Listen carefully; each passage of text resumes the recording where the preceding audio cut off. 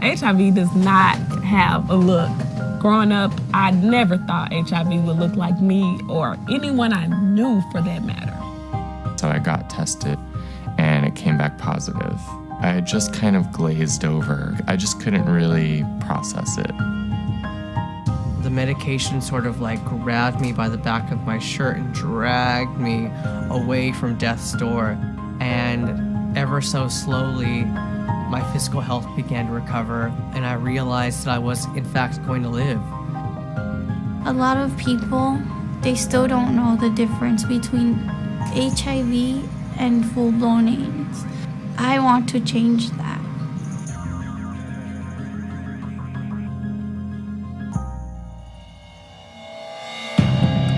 In recent years, there have been important developments in what we know about HIV infection and AIDS. In particular, there are treatments now that have greatly improved the health of many people infected with HIV, and it's gotten much easier for people to get tested for HIV. But some things have not changed. HIV can still infect anybody who engages in certain kinds of risky behaviors.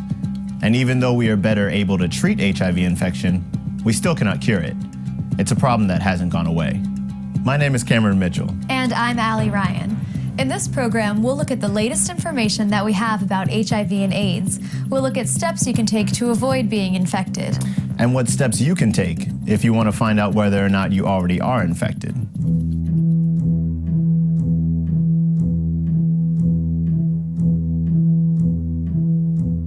AIDS results from a virus called human immunodeficiency virus, or HIV for short. When a person is infected by this tiny virus, it can cause enormous harm. Once inside the bloodstream, HIV invades certain kinds of white blood cells called T cells, or more specifically, CD4 cells. These cells are an important part of the body's immune system, the system that helps protect us from disease. Inside a CD4 cell, HIV can multiply and damage the cell. Eventually, HIV is released into the bloodstream and goes on to infect and damage or kill other CD4 cells.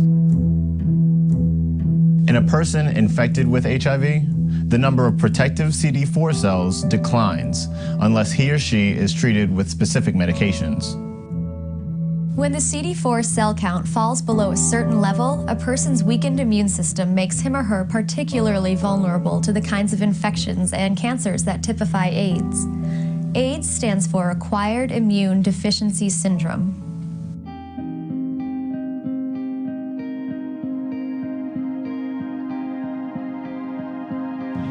My name is Marvelyn Brown. Well, HIV does not have a look. Growing up, I never thought HIV would look like me or anyone I knew for that matter. My name is Jason Villalobos. It is no longer a disease of gay people. It's no longer just a disease of black people dying in Africa. The fact is, statistically, there's someone in your classroom and someone in your school, and quite frankly, someone you know, who will eventually test positive for HIV. HIV does not make distinctions on the basis of who we are. It can infect anybody, gay or straight, young or old, male or female. It's not who you are that matters, it's what you do. Anybody who engages in certain risky behaviors is vulnerable to being infected.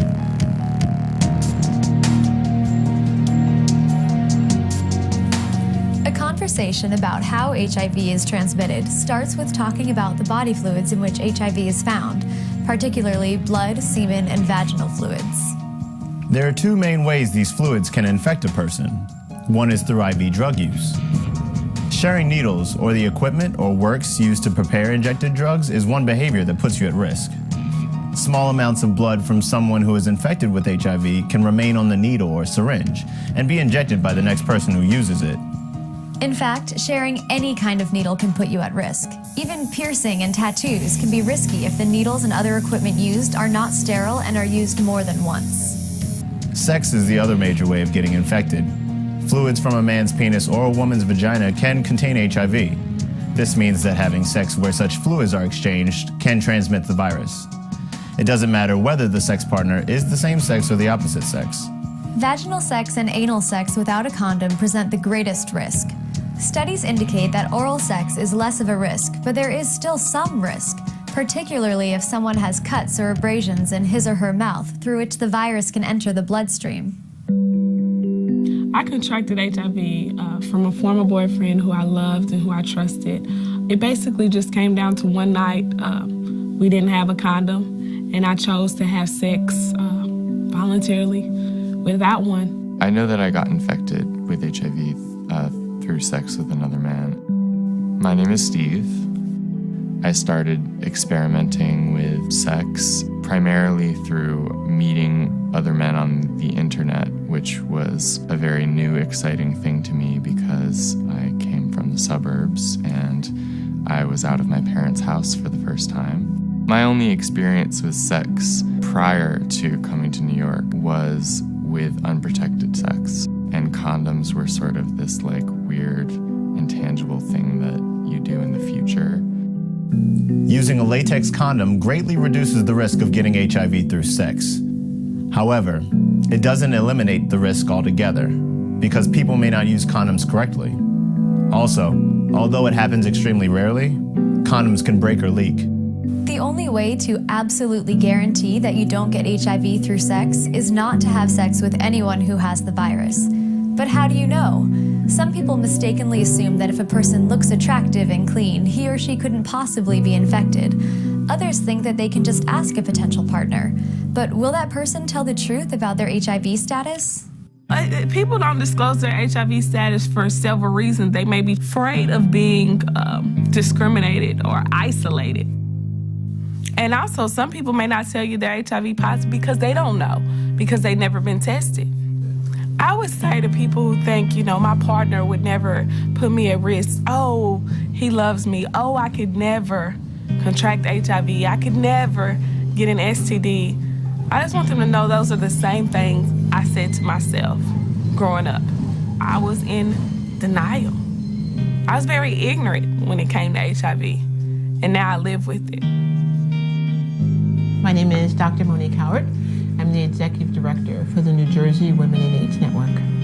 I receive questions from adolescents about whether or not they can be sure that their sexual partner is telling them the truth about their sexual or drug history. It's important to ask questions. It's important to communicate well about sexual history and about drug history, but ultimately, it is very important to protect yourself when you're engaging in anal and oral and vaginal sex. It's often very hard for people to be completely honest about their sexual past or whether they've ever injected drugs. By the time they are seniors in high school, many teenagers have not only had sex, they've had sex with more than one partner. So even if you think you know your sexual partner, you may not know his or her sexual or drug history, or the histories of the people he or she has been with. If only one of these people is infected with HIV, the virus could be passed on to you. Another thing to keep in mind is that even when you have the best intentions of abstaining from sex or using a condom, alcohol and drugs can increase the risk of getting infected. You're not on your guard as you would be if you weren't under the influence. Also, people tend to take risks when they're under the influence. In fact, some people actually use alcohol and drugs to feel more emboldened to do things they wouldn't have done if they weren't under the influence. So I started having sex with a lot of other men as a positive man myself. And a lot of those were also situations with drugs, with crystal meth. I was going to parties, I was making new friends, I was running amok in the city. It was a very exciting time in my life. You have to especially be careful that you need to put your health first, that you need to put yourself first. And that means protecting yourself, and that means making quality, good decisions, and insisting upon using condoms. And if your sexual partner doesn't want to use condoms, then you don't need to have sex with that person. It's really important to be able to negotiate about sex, but that can be hard, particularly for young women. There is a double standard, even in the 21st century, around being that assertive with our sexual decision-making. And so because of double standards, women still don't want to carry condoms. Women still don't want to negotiate their decision with their partners. Negotiating also means that you have the right to abstain from sex. Absolutely, abstinence is an option, but abstinence isn't easy. And so you have to negotiate abstinence, just like you negotiate condom use. And women should feel empowered to say no if that's where they are in their life or on that day, and it should be okay.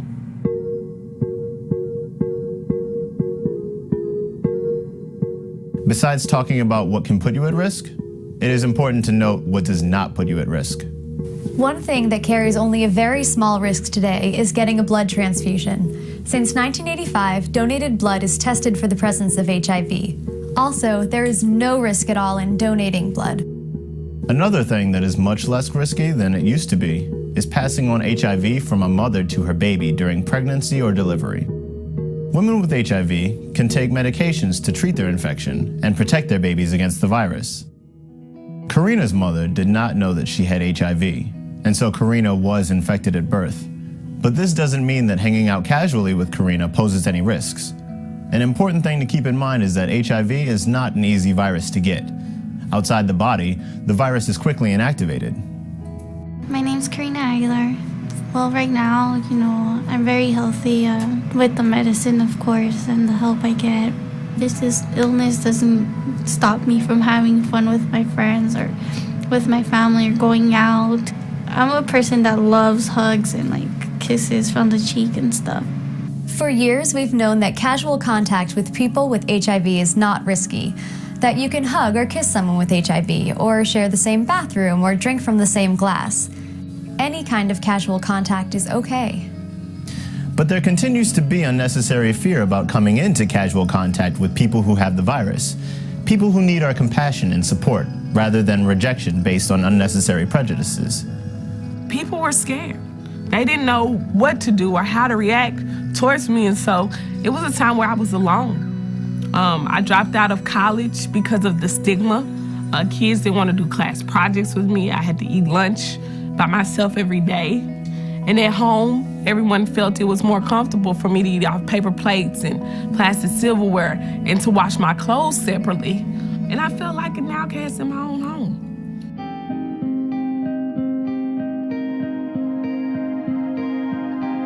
Perhaps the best news about HIV and AIDS is that there has been significant progress in treatment because of medications. When Jason was first diagnosed, it was discovered that he not only had HIV, he had full-blown AIDS. I thought, okay, 1, I'm going to die. 2, people are going to be scared of me. And 3, is anyone ever going to want to touch me or love me ever again? But really the first thing that I had to deal with was recovering my physical health. I was put on antiretroviral drugs, and so I took about 4 pills every day. The pills sort of rescued me from death's door, and ever so slowly, my physical health began to recover. I gained the weight back, and I realized that I was in fact going to live. And then not only was I going to live, but I could live in a healthy way, and then I could live a long life. I can outrun, outbike, and outswim 90% of the people in this world. But that's only because I stay on top of my health and because I know what I need to do to keep myself healthy. The treatments that have been developed for HIV are cause for celebration, but it's also important to put them into perspective. Everyone thinks HIV is easy, or it's not a big issue as it once was. Like, people aren't still dying from this. And I need people to know that, yes, HIV is manageable, but it's still a very, very hard disease to live with. I take 7 horse pills each and every day of my life that make me sick to my stomach. The medication can't console you through finding out that you're HIV positive. It was very hard. It was the, worst time of my life. The messages in all this? The therapies are helpful. They have dramatically improved the lives and outlooks of many people who are infected. But it is a huge mistake to think that these therapies are a license to do things that put you at risk. And this last message may not be getting through. Recent studies have indicated that by their 19th birthday, 7 in 10 teens of both sexes have had intercourse. Many of these have had more than one partner. And while condom use among teens has increased, many teens still report that they don't always consistently use condoms. In addition, injection drug use remains a serious cause of infection. not only for those who inject drugs, but also for their sexual partners. All this may explain why the risk of HIV infection amongst young people is still high. Moreover, many people who are infected don't know it because it usually takes years for symptoms to appear. So another important message is that if you have done anything that may have put you at risk of getting HIV, if you've had sex without a condom, if you've used drugs and shared needles or works, it's important to get tested.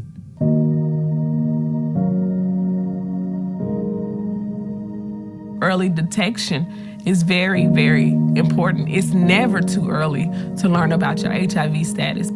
It's not easy to hear that you're positive if you are positive, but at least then you can start making some steps in the right direction. And not just for yourself. The longer you sit and wait on that decision, the more chance you have not only of putting your own health in jeopardy, but putting other people's health in jeopardy. Another reason to be tested is that you may want to know your HIV status before deciding to have children or if you are pregnant. HIV can be transmitted from a mother to her baby before and during birth and through breastfeeding. However, if an expectant mother knows that she is HIV positive, steps can be taken that greatly reduce the risk of her passing the virus on to her child. Protecting newborn children, getting proper medical care, protecting your sexual partners. These are all compelling reasons why HIV testing is important. So what does testing involve? The object of HIV testing is to determine whether or not a person has the virus, but HIV itself is very difficult to detect. So the most widely used tests look instead for antibodies to the virus. Antibodies are molecules that the body produces when it is invaded by something like a bacterium or virus. For each kind of invader, including HIV, the body produces a different kind of antibody. If a test determines that the specific antibodies for HIV are present in a person's blood, this is a signal that the virus is also present. The first step in HIV testing is a screening or preliminary test that looks for HIV antibodies. This may involve getting an oral swab. It takes about 30 minutes to get the results. If no antibodies are found, the person is tested negative and no further testing is done. However, if the test is reactive, if antibodies are detected, then a second test is done to confirm the results. This test is a blood test and it takes 1 to 2 weeks before the results come back. Only if antibodies are detected in this second test is someone considered HIV positive. Finding out that you are HIV positive can be extremely upsetting. I was in kind of a daze because I felt like I wanted to cry, but I couldn't. I think I was just in shock. People take it in different ways. Some people are in shock by it. Some people admit that they kind of knew that they were HIV positive, so they're kind of ready for that result. An important thing to keep in mind is that counseling should be an important part of the testing process.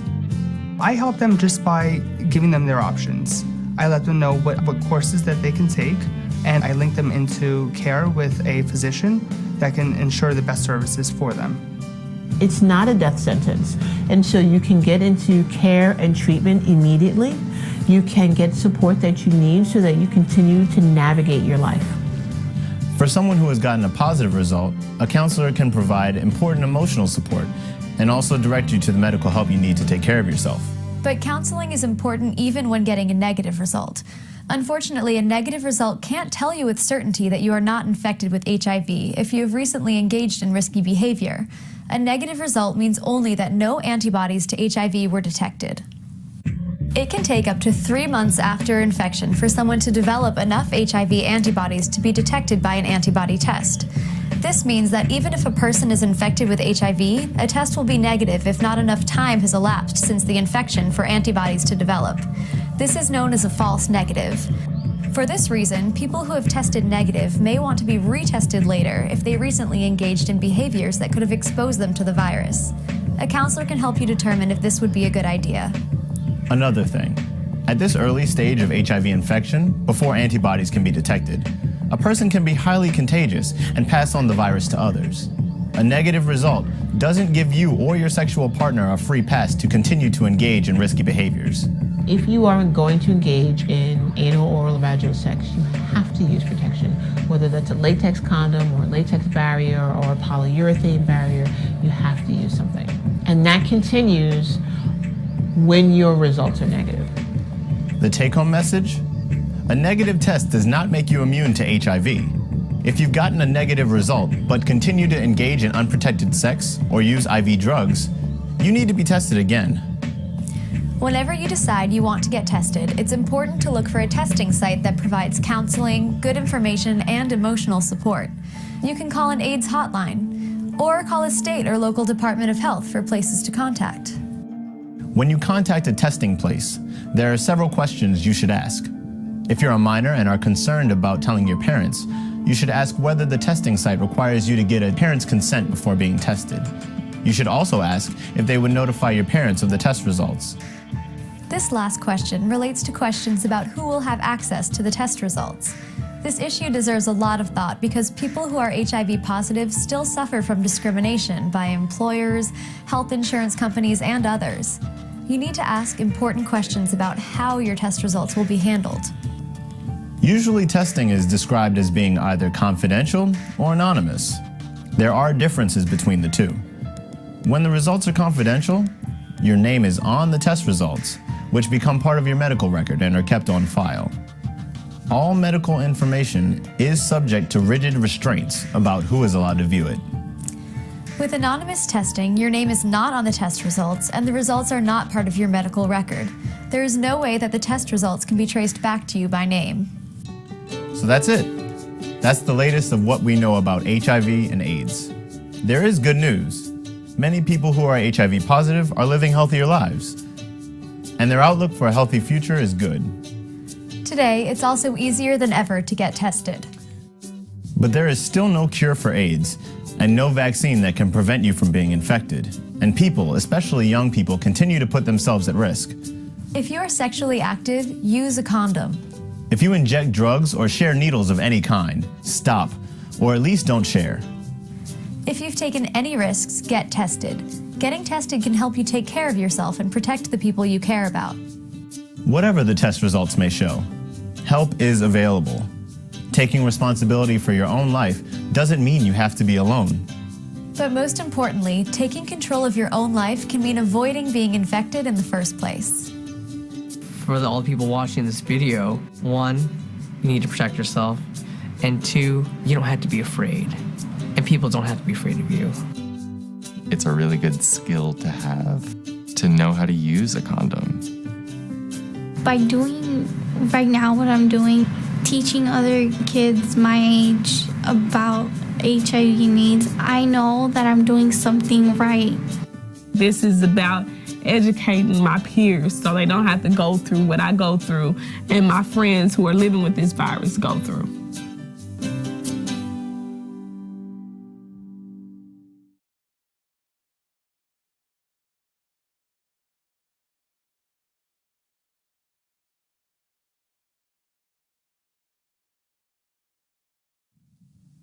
Since this program was first released, a rapid home test from OraSure Technologies has been approved by the Food and Drug Administration. It uses oral fluid taken by swabbing the upper and lower gums inside the mouth. The home test, which is available in many pharmacies, means that people can easily test themselves for HIV. But there are several important things you need to know. First, the test is available only to people 17 and older. Second, it is important to remember that even if you get a negative result, you may still be infected if you were exposed to the virus recently and not enough time has passed for a sufficient number of antibodies to develop to be detected by the test. If you have recently engaged in behavior that puts you at risk of being infected, you should get tested again 3 months after the risky behavior. Third, if you use the test and get a positive result, it is important to call the OraSure helpline. You will need to get a follow-up test to confirm that you have been infected with the virus. The OraSure helpline will help you find a place in your area to get a follow-up test and other services. It is really important that you get the help that you need to deal with your results. Regardless of your test result, if you have questions or need additional assistance, call the helpline.